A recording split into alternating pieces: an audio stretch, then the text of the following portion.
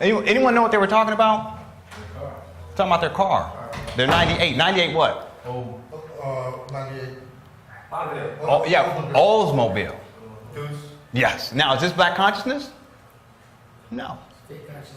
Okay. Okay. And here's one of the pictures they took. Right here. The question, was Public Enemy promoting issues of black consciousness, or were they merely used to tap into new consumer markets, i.e. so-called black conscious community? Major themes presented in this song: egomania, pompousness, vanity, self-indulgence, and narcissism.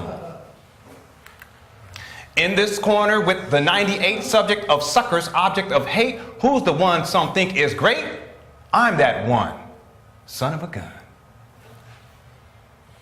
I'm all that. Look at me. I have a nice car.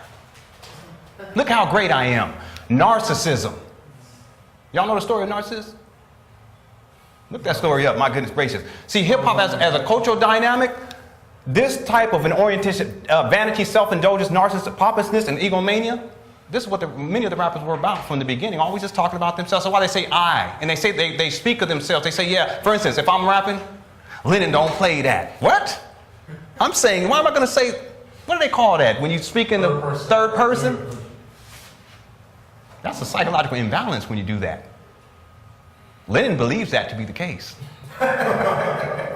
Lenon's gonna talk more about this in a little. Karl Malone and Ricky Henderson.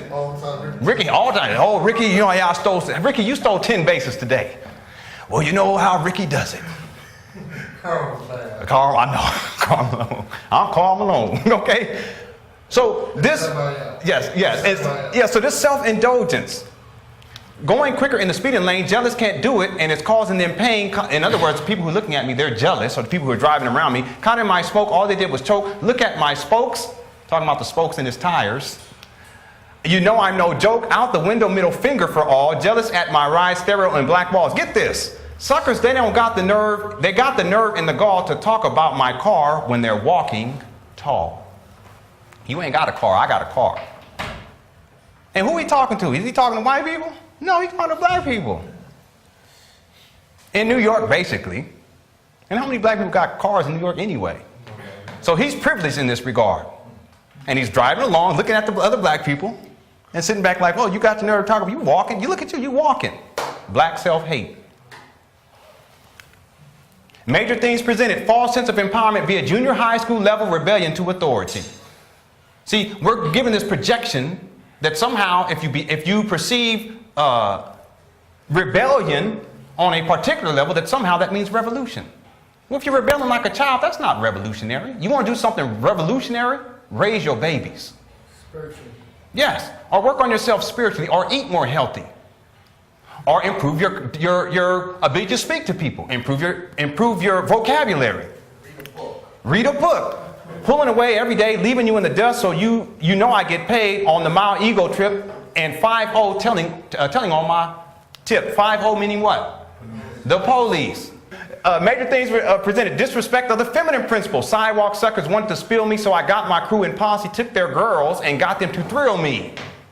So you're going to take their girls and then you're going to get them to thrill you? What do you mean by that? Black consciousness. Stepped outside, got in my ride, drove them around, talking about the women, and I looked around town, caught them out there cold, ran them over and down. Great. Disrespect of the feminine principle.